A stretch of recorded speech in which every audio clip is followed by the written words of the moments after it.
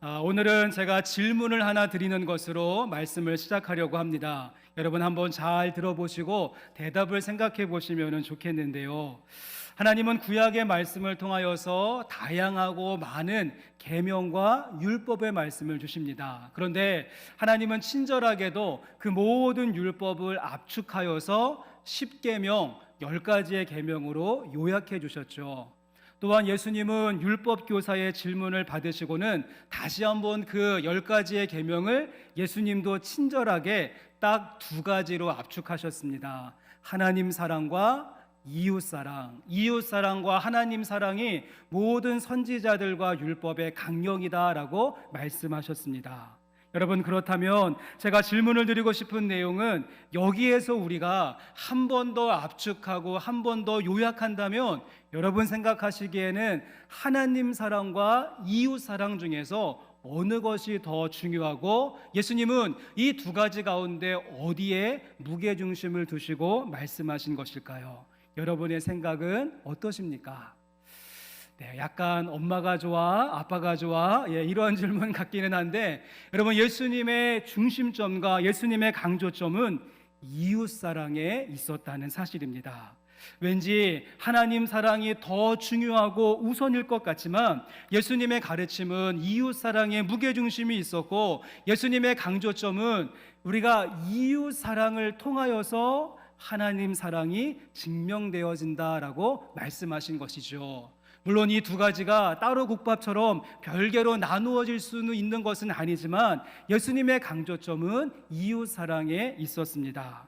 한번 확인해 보시면 마태복음 25장 40절 말씀에 임금이 대답하여 이르되 내가 진실로 너희에게 이르노니 너희가 여기 내 형제 중에 지극히 작은 자 하나에게 한 것이 곧 어떻습니까? 내게 한 것이다. 여기에 있는 지극히 작은 자 하나에게 한 것이 곧 예수님에게 한 것이 된다라고 말씀하셨죠. 예수님, 우리가 언제 예수님께서 목마를 때 마실 물을 드렸고 배고파 하실 때 양식을 드렸으며 나그네 되어졌을 때 영접했습니까? 그래, 너희가 내 형제와 자매와 이웃에게 한 것이, 연약한 소자에게 한 것이, 지극히 작은 자에게 한 것이 곧 나에게 한 것이다 라고 말씀하시면서 예수님의 가르침은 하나님만 사랑해야 된다, 독점적인 사랑을 말씀하신 것이 아니라 눈에 보이는 이웃을 사랑하는 것이 눈에 보이지 않는 하나님을 사랑하는 것의 징표가 된다라고 우리에게 말씀하셨습니다. 자, 이제 이러한 관점을 가지고 오늘 본문 말씀을 보시면 오늘 말씀을 기록하고 있는 사도 바울도 예수님의 가르침을 그대로 이어서 오늘 본문 말씀에 담아놓고 있습니다.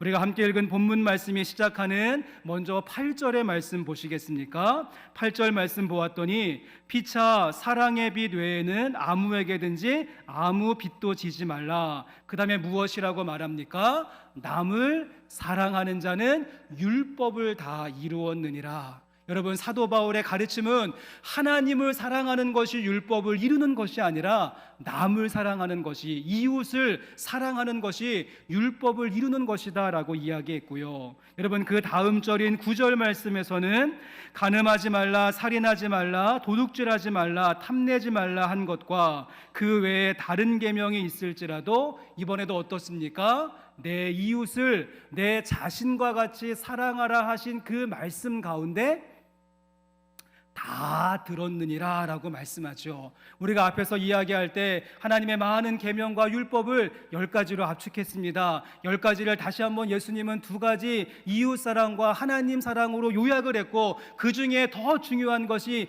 이웃사랑이다 라고 말씀을 드렸는데 그 말씀과 같이 내 이웃을 내 자신과 같이 사랑하라 하신 그 말씀 가운데 모든 계명이 다 포함되어져 있다라고 사도 바울은 강조합니다. 그뿐만 아니라 이어지는 10절 말씀도 보시면 사랑은 이웃에게 악을 행하지 아니하나니 그러므로 사랑은 율법의 완성이다. 그 이웃 사랑이 율법의 완성이라고 이야기하는 것이죠. 함께 예배하는 성도 여러분, 오늘 저희가 세 절의 말씀을 살펴보게 될 텐데 8절과 9절의 10절 말씀 각각 마지막 부분에 사도 바울의 강조점이 어디 있는가를 눈여겨보십시오. 남을 사랑하는 자는 율법을 다 이루었다. 그 말씀 안에 다 모든 것이 들어있다. 그러므로 이웃 사랑은 율법의 완성이다. 여러분, 이것이 오늘 본문 말씀이 우리에게 지시하고 가리키고 있는 말씀의 방향성이 된다는 사실입니다. 또한 여기에 더하여서 우리가 알고 있는 사도 요한은요, 한 단계 더, 한층 더 충격적인 말씀을 전합니다. 요한일서 3장 14절의 말씀인데요, 우리 말씀은 같이 한번 읽어보시면 좋겠습니다. 함께 읽습니다. 우리는 형제를 사랑함으로 사망에서 옮겨 생명으로 들어간 줄을 알거니와 사랑하지 아니하는 자는 사망에 머물러 있느니라. 아멘. 말씀을 계속 보여주시면 말씀이 상당히 파격적이지 않습니까? 우리가 예수님을 믿었기 때문에 사망에서 생명으로 옮겼다가 아니라 우리가 형제를 사랑함으로 사망에서 생명으로 들어갔다라고 말씀하고 있고요, 우리가 예수님을 믿지 않으면 사망에 머물러 있다가 아니라 사랑하지 아니하는 자는, 형제와 이웃과 자매를 사랑하지 않는 자는 여전히 사망에 머물러 있다. 이 말씀이 충격적이어서 어떤 사람들은 이 말씀을 해석할 때 그러면 여기에 있는 형제는 우리가 알고 있는 이웃이 아니라 지금 예수님을 형제라고 표현했고 여기에 형제는 예수님이다, 무리하게 해석하는 경우가 있는데, 여러분, 그것은 무리로다, 은혜로다가 아니라 무리한 그런 해석이죠. 말씀의 문맥을 보고 흐름을 보아도 정확하게 여기에서 형제는 우리의 이웃과 우리 주변에 있는 사람들을 지칭한다는 것입니다. 어떻습니까? 예수님 말씀도 그렇고 오늘 말씀을 기록하고 있는 사도 바울의 기록도 그렇고 저희가 살펴보았던 사도 요한의 외침도 그렇고, 놀랍게도 예수님을 믿는다는 것과 형제와 자매와 이웃을 사랑한다는 것을 동격에 놓고 있다는 사실입니다. 오늘 3부 예배를 드리시는 우리 영생교회 성도 여러분, 소망하기는 저와 여러분의 모습이 십자가에서 율법을 이루신 예수님을 바라보고 쳐다보고 끝내는 모습이 아니라 우리가 십자가의 진정한 의미를 알았다라고 한다면 그 의미를 가지고 이웃을 사랑함으로 내가 율법을 이루겠습니다, 내가 하나님의 말씀 율법을 완성하겠습니다, 다시 한번 결단하며 나가실 수 있는 저와 여러분의 모습이 될 수 있기를 주님의 이름으로 간절히 소망합니다. 자, 그렇다면 우리가 어떻게 이웃을 사랑해야 하는 것일까요? 오늘 말씀은요, 말씀 듣고 내가 은혜 받고 말씀 듣고 내가 수지 맞는 말씀이 아니라 나를 통하여서 이웃 사랑이 이루어짐으로 누군가 수지 맞고 누군가 은혜를 덧입는 말씀이라고 할 수 있는데, 우리가 어떻게 할 때 이웃 사랑을 실천해 낼 수 있는 것일까? 전 이러한 질문을 가지고 오늘 본문의 말씀을 묵상해 보니까요, 지금 사도 바울이 이웃 사랑이라고 하는 문제를 접근하면서 두 가지의 독특한 표현을 쓰고 있습니다. 저는 그래서 오늘 이 사도 바울이 강조하는 이웃 사랑에 대한 두 가지 표현을 중심으로 오늘 본문 말씀을 좀 살펴보려고 하는데요. 자, 먼저 우리가 이웃 사랑을 실천하되 어떠한 마음을 가지고 해야 하는가 하면, 우리에게는요, 빚진 자의 마음을 가지고 이웃을 섬기고 사랑할 수 있어야 됩니다. 어떤 마음이요? 빚진 자의 마음. 8절 말씀을 다시 한번 보시면 율법을 다 이루었다 이런 말을 하기 전에 먼저 이런 이야기를 했는데요. 8절 말씀 다시 한번 읽어보겠습니다. 피차 사랑의 빚 외에는 아무에게든지 아무 빚도 지지 말라. 남을 사랑하는 자는 율법을 다 이루었느니라. 아멘. 사랑의 빚이라고 하는 표현을 쓰면서 빚진 자의 마음을 가지고 오늘 본문 말씀은 시작합니다. 사실 이 빚이라고 하는 말, 또 빚진 자라고 하는 말은요, 지금 저희가 살펴보고 있는 로마서 말씀 전체를 관통하는 사도 바울의 핵심 키워드였습니다. 우리가 로마서 말씀을 처음으로 시작할 때 로마서 1장 14절과 15절 말씀에 사도 바울이 로마서 말씀을 쓰게 되는 동기를 밝힌 적이 있는데요, 말씀을 한번 보여주시면, 헬라인이나 야만인이나 지혜 있는 자나 어리석은 자에게 다 내가 빚진 자라. 다 내가 빚진 자라. 그러므로 나는 할 수 있는 대로 로마에 있는 너희에게도 복음 전하기를 원하노라. 여러분, 사도 바울이 왜 이 로마서라고 하는 말씀을 기록하고 썼고, 그리고 왜 로마라고 하는 곳을 가고 싶었는가? 사도 바울의 마음속에는요, 복음에 대한 빚진 자의 마음을 가지고 있었기에 펜을 들어서 로마서 말씀을 쓰게 되었고, 그 말씀 가운데 그 빚진 자의 마음을 가지고 로마를 가고 싶었던 것 아니겠습니까? 그런가 하면 로마서 8장 12절 말씀에서는요, 그러므로 형제들아 우리가 빚진 자로 돼 육신에게 져서 육신대로 살 것이 아니니라 라고 말하면서, 왜 우리는 육신이 시키는 대로 살아가는 삶을 살면 안 되는가? 왜 그렇습니까? 우리는 복음의 빚진 자이기 때문에 육신에 끌려가는 삶을 살지 않는다라고 이야기했던 것이죠. 자, 오늘의 본문 말씀도 같은 원리입니다. 사도 바울이 빚진 자의 심정을 가지고 펜을 들었고, 우리가 빚진 자의 마음을 가지고 육신에 끌리는 삶을 살지 않는다고 한다면, 우리가 왜 이웃을 사랑하고 왜 이웃을 섬겨야 되는 것입니까? 우리에게는 빚진 자의 마음이 있기 때문에 우리는 당연히 이웃을 사랑하고 섬겨야 하는 줄로 믿습니다.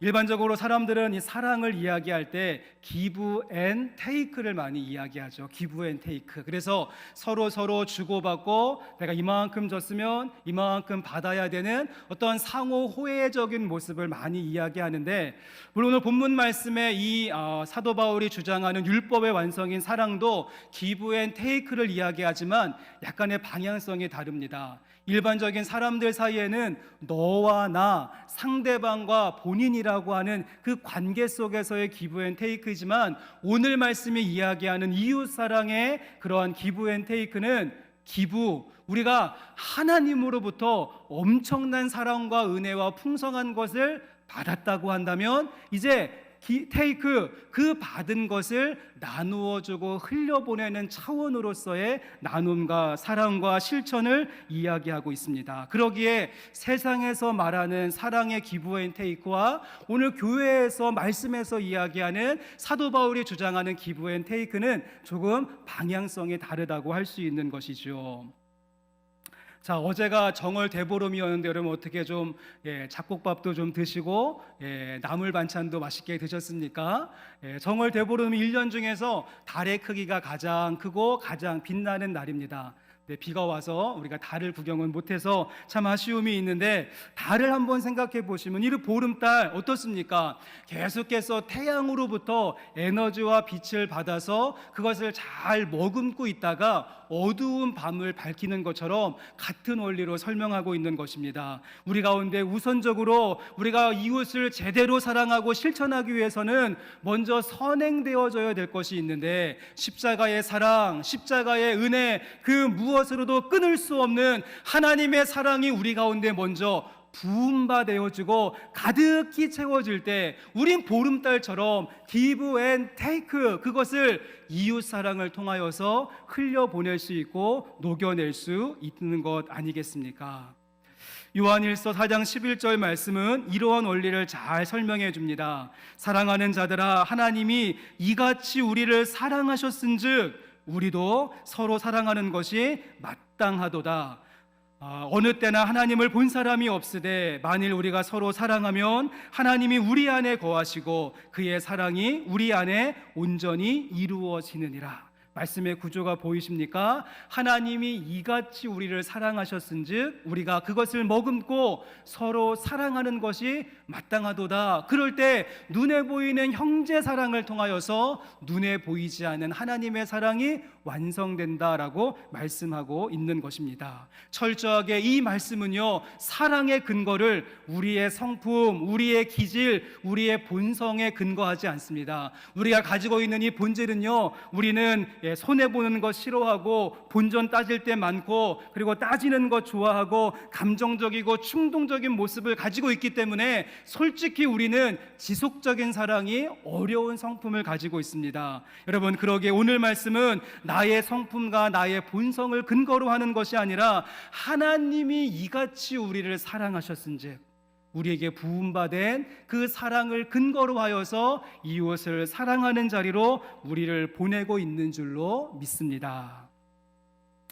저는 개인적으로 오늘 말씀을 이렇게 묵상하면서 좀 제 안에 한 가지 조금 아쉬운 점이 있었습니다. 무엇인가 하면 오늘의 말씀은요, 우리가 신앙생활을 조금 하신 분들은 너무 많이 들어서 잘 알고 있는 이야기, 전혀 신선함이 없는 그런 말씀. 그래서 우리가 이웃을 사랑하고 사랑을 실천해야 되고 그것은 하나님 받은 사랑을 가지고 해야 된다, 너무도 잘 알고 있는 이야기고요. 아마 오늘의 말씀은 뭐 입에 착착 감기는 누구나 잘 알고 있는 말씀인데 좀 너무 많이 들어서 그런지 제 마음속에 이 말씀을 준비하는데 약간 이 말씀이 뜬구름 잡는 것 같기도 하고 제 피부에 와닿지도 않는 것 같고 현실감이 떨어지는 것 같은 조금 소감이 있었습니다. 오늘 말씀의 이론은 완벽하죠. 이웃을 사랑하되 빚진 자의 마음을 가지고 사랑해야 된다. 하나님의 풍성하신 사랑이 부음받되었으니 그것을 근거로 해야 된다. 이웃사랑의 율법의 완성이다. 너무도 잘 알고 있고 뭐 입에 착착 감기는 그러한 말씀인데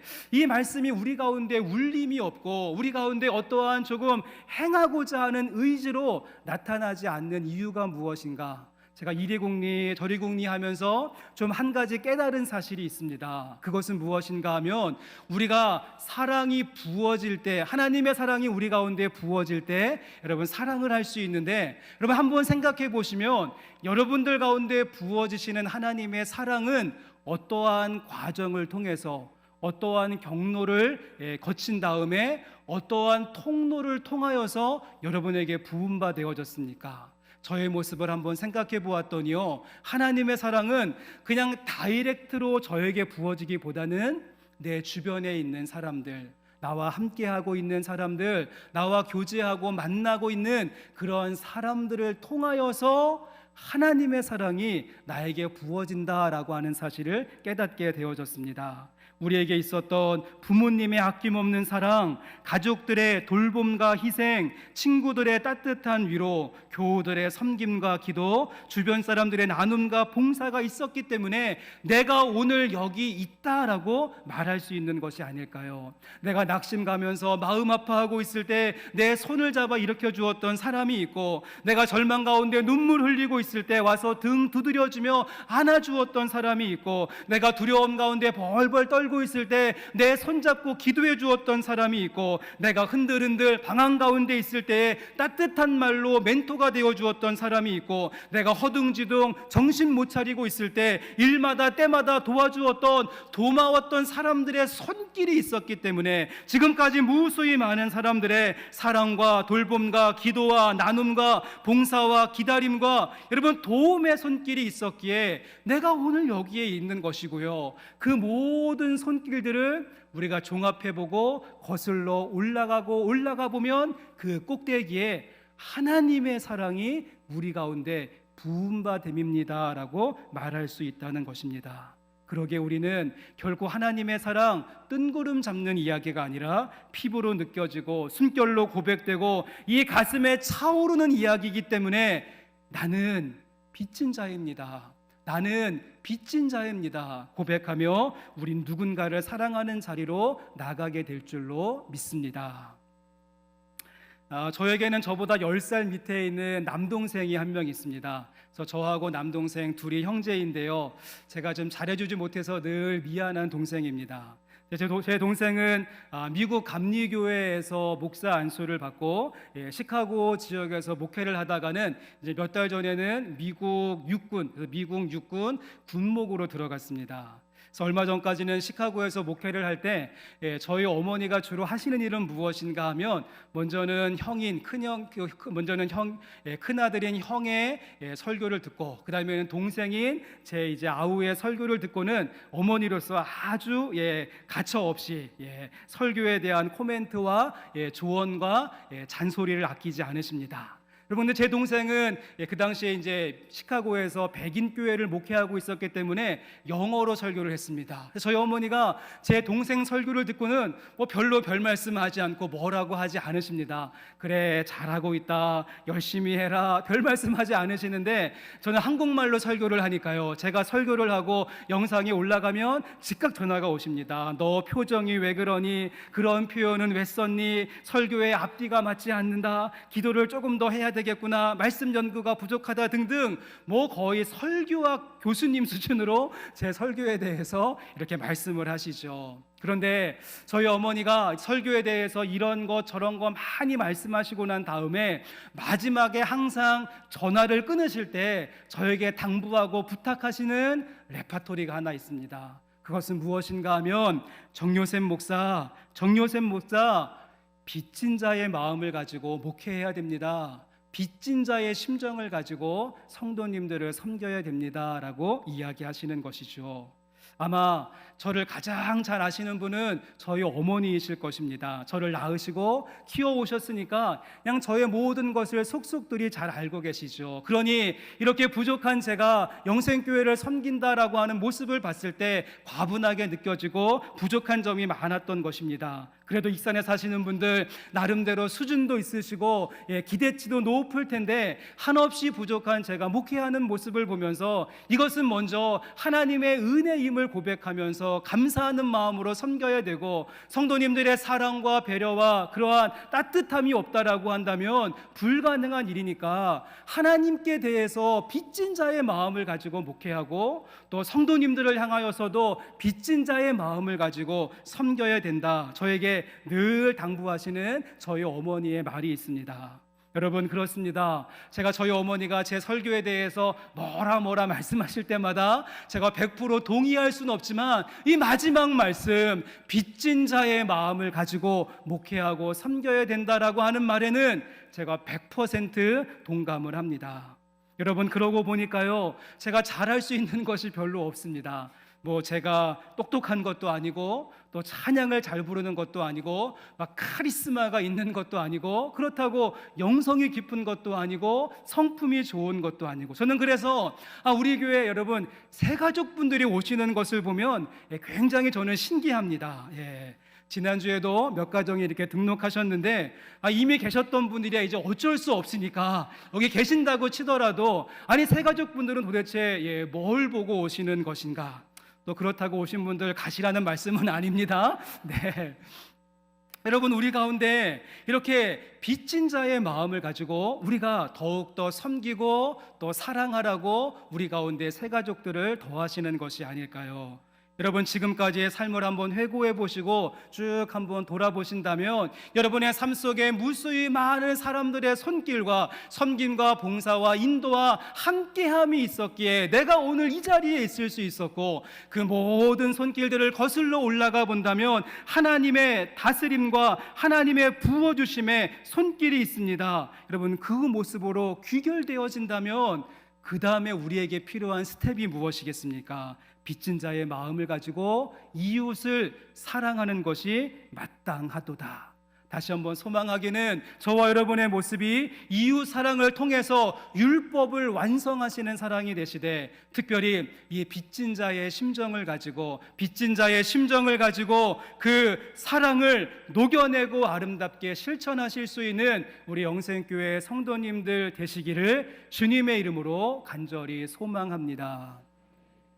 자, 그런가 하면 또 한 가지로 오늘 본문 말씀 속에 보시면 여러분, 사도 바울이 사용하는 또 한 가지의 독특한 표현이 있는데요, 이번엔 10절 말씀에서 악을 행하지 아니하는 것이 사랑이다, 그것이 이웃 사랑이다 라고 말씀하고 있습니다. 우리 10절 말씀 같이 읽어보십니다. 사랑은 이웃에게 악을 행하지 아니하나니 그러므로 사랑은 율법의 완성이니라. 아멘. 사도 바울은 사랑은 하면서 사랑을 정의하는데요, 달콤한 언어로 이야기하는 것이 아니라 이웃에게 악을 행하지 않는 행함이 사랑이다, 그리고 그러한 사랑이 율법을 완성한다라고 정의해주고 있습니다. 저는 이 점이 바로 세상에서 말하는 사랑과 오늘 성경에서 말하는 사랑의 차이점과 구별점이 된다라고 생각을 합니다. 무슨 말인가 하면 여러분, 세상에서 말하는 그 사랑은요, 우리가 너무 많이 드라마나 소설이나 유행가에 익숙해서 있는지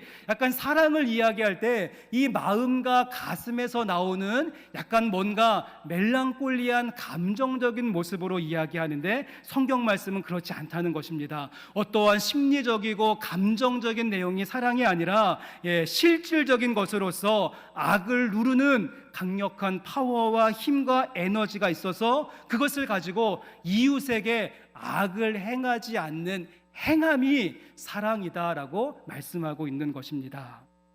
이런 의미에서 우리가 잘 알고 있는 고린도전서 13장 말씀을 보시면 사랑을 쭉 정의하는데 15가지의 동사를 가지고 이야기합니다.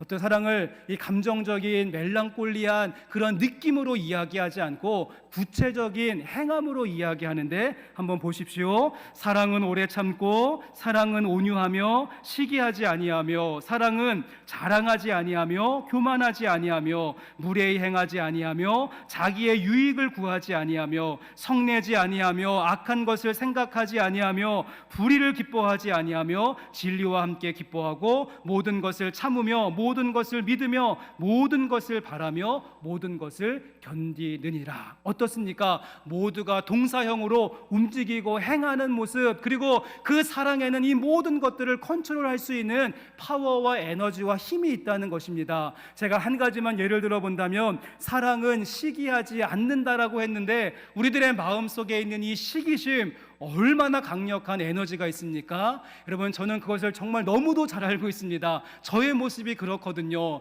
누가 저보다 조금 더 잘하는 모습을 보고 저보다 조금 더 칭찬받는 모습을 보면 그냥 제 안에서 부글부글 시기심이 끓어오릅니다. 여러분, 저만 그런가요? 그런데 말씀은요, 사랑은 시기하지 않으며 그 시기심을 누르고 억제하고 통제하고 다스릴 수 있는 에너지와 힘이 사랑 가운데 있다는 것이죠. 제가 시기심만 예를 들었지만 자랑도, 교만도, 성냄도, 악한 생각도, 자신의 유익을 구하고 싶은 마음도 우리 가운데 사랑의 마음이 부어지면 그것을 다 극복하며 나갈 수 있다. 그러한 사랑을 가지고 오늘 사도 바울은 이웃에게 악한 마음을 갖는 것이 아니라, 악한 마음으로 그들을 해하는 것이 아니라 악을 행하지 아니하는 것이, 그것이 사랑이고 율법의 완성이다라고 말씀해 주고 있습니다. 또한 저희는 여기에서 좀 한 가지 오해를 푸셔야 됩니다. 많은 분들이 오늘 말씀에 나오고 있는 이웃이라고 하는 단어를 너무 우리는 좁혀놓고 있습니다. 그래서 많은 분들이 이웃이 누구인가? 그래, 나하고 잘 지내고 있는 사람, 나와 관계가 좋고 내가 가까이 하고 싶고 나에게 도움이 되어지고 내가 교제하면 나에게 유익이 될 것 같은 원만한 관계에 있는 사람을 우리는 이웃이다라고 정의를 하는데, 만약 로마서 말씀이 말하는 이웃이 여러분 그 정도라고 한다면 막 굳이 율법의 완성이다 이런 말을 쓸 필요가 있었을 이런 말을 쓸 필요가 없었겠죠.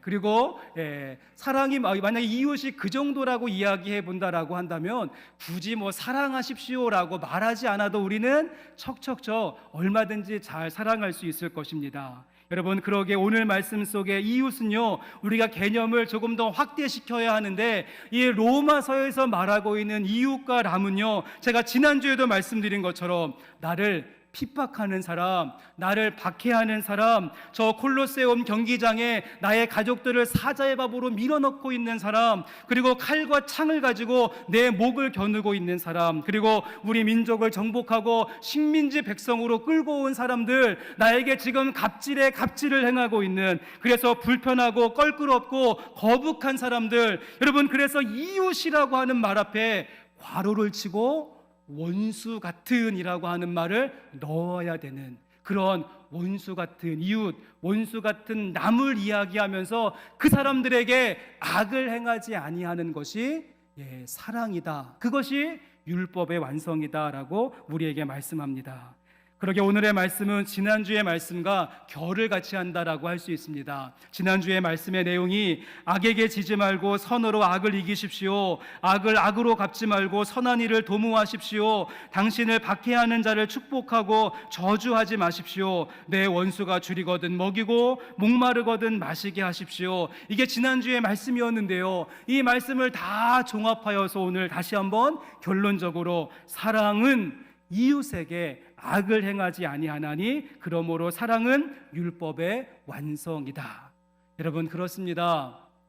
나에게 잘해주는 사람, 나에게 유익이 되고 나랑 친한 사람, 여러분 그들을 사랑하는 것은요 믿음 없이도 가능하고 십자가를 묵상하지 않아도 얼마든지 가능합니다. 하지만 내가 만나고 싶지 않고 상종하고 싶지 않고 마주치고 싶지 않고 저주를 쏟아부어야지 속이 후련할 것 같은 그러한 사람들을 내가 이웃으로 설정하고 그들을 사랑하려고 한다면 여러분 십자가를 통과한 사람만 가능한 줄로 믿습니다. 기독교의 한 종파 가운데 콥틱 정교회라고 하는 그러한 곳이 있습니다. 이 콥틱 정교회 주로 이제 이집트 지역에 살고 있고 마가의 후예라고 불려지는 사람들인데요.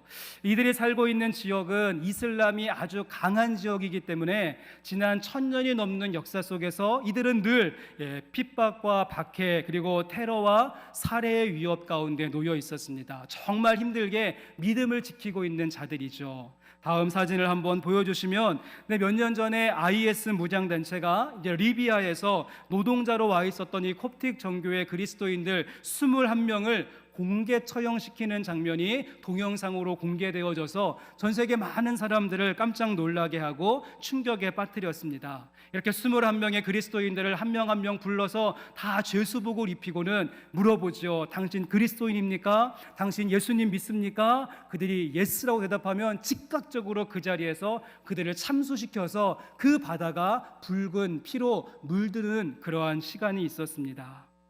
자, 그리고 얼마 이제 시간이 지나고 난 다음에 그렇게 순교를 당한 사람들이 그들의 가족들이 모여서 이렇게 공개적인 발표를 하게 됩니다. 무엇이라고 말했는가 하면 우리는 IS를 용서합니다. 사랑하는 내 가족이 순교자의 길을 걸어갈 수 있어서 감사합니다. 너무 고통스럽고 아프지만 우리 가족들은 모여서 감사와 찬양의 예배를 드렸고 IS를 용서하기로 선포합니다. 그리고 우리는 그들을 위해 기도할 것입니다. 우리는 오랜 세월 동안 이 땅에서 예수를 믿는 이유 하나만으로 핍박을 받고 순교를 당하며 살아왔습니다. 앞으로 현실은 쉽게 바뀌지 않겠지만 예수님의 명령을 기억하며 원수를 사랑하겠습니다. 우리는 순교하는 그날까지 그들을 사랑하고 용서하겠습니다. 라고 그들의 마음을 발표하게 되어집니다.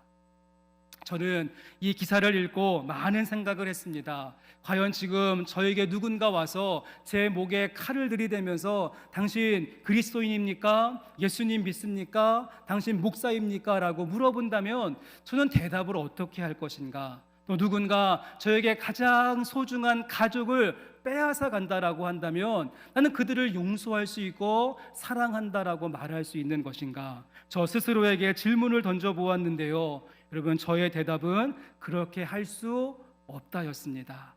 전 솔직한 심정으로 예수님을 모른다고 부인할 것 같기도 하고 또 내가 지구 끝까지 초적해서 복수하겠다라고 이야기할 것 같습니다. 여러분들을 실망시켜드려서 죄송하기는 한데 여러분 이러한 흔들림 없는 대답과 다함이 없는 사랑은 우리가 한순간에 만들어지지 않는다라고 하는 생각을 하게 된 것이죠. 저는 그래서 이번 사순절 기간을 보내면서 내 안에 아직 어마어마한 결단과 그리고 그 사랑의 고백이 잊지 못한 모습을 보면서 내가 작은 것부터 소소한 것부터 내가 만나는 그 일상에 있는 사람들로부터 내가 다시 한번 사랑하고 용서하고 내가 먼저 화평을 선포해야 되겠구나라고 하는 마음가짐을 갖게 되어졌습니다. 여러분도 우리들 가운데 있는 이 사랑의 그릇이 사랑의 탱크가 조금 더 넓어지고 조금 더 풍성해질 수 있도록 보냄받은 세상 한 모퉁이에서 여러분 빚진 자의 마음을 가지고 우리 함께 빚진 자의 마음을 가지고 작은 일에서부터 사랑을 녹여내실 수 있기를 기원합니다. 특별히 내 눈에 피눈물 나게 했었던 사람이라고 할지라도, 그 원수 같은 사람이라고 할지라도 내가 사랑해야 되는 이웃이다라고 생각하시면서 사랑과 돌봄으로 이 율법을 이루시고 완성해 가실 수 있는 오늘 이 시대에 사랑의 사도가 되실 수 있기를 주님의 이름으로 간절히 축원합니다. 찬양팀 나와주시고 우리 함께 찬양 주님 마음 내게 주소서라고 하는 찬양 우리 함께 드렸으면 좋겠습니다. 우리의 본성, 우리의 기질, 우리의 성품을 가지고는 오늘 말씀 살아낼 수 없습니다. 이 시간 우리 찬양 드릴 때 하나님 주님의 마음을 우리 가운데 부어 주옵소서. 그래서 사랑하지 못하고 미움 가운데 있는 우리 가운데, 용서하지 못하고 복수를 꿈꾸고 있는 우리 가운데, 이해하지 못하고 시기심을 품고 있는 우리 가운데 주님 마음 부어주소서. 우리 찬양으로 고백하고 주신 말씀 생각하시면서 함께 기도하는 시간 갖겠습니다. 함께 찬양합니다. 보소서 주님 나의 마음을, 나의 마음을 선한 것 하나 없습니다. 선한 것 하나 없습니다. 그러나 내 모든 것 주께 드립니다. 그러나 내 모든 것 주께 드립니다. 사랑으로 안으시고 날 새롭게 하소서. 하나님 주님 마음 내게 부어주소서. 주님 마음 내게 주소서. 내 아버지 주님 마음 내게 주소서. 나를 향하신 주님의 뜻이 이루어지도록 주님 마음 내게 주소서. 다시 한번 고백합니다. 오소서 주님 내 마음을, 주님 나의 마음을 주님 선한 것 하나 없습니다. 선한 것 하나 없습니다. 그렇습니다. 그러나 내 모든 것 주께 드립니다. 그러나 내 모든 것 주께 드립니다. 사랑으로 안으시고 날 새롭게 주님 마음 내게 주소서. 주님 마음 내게 주소서.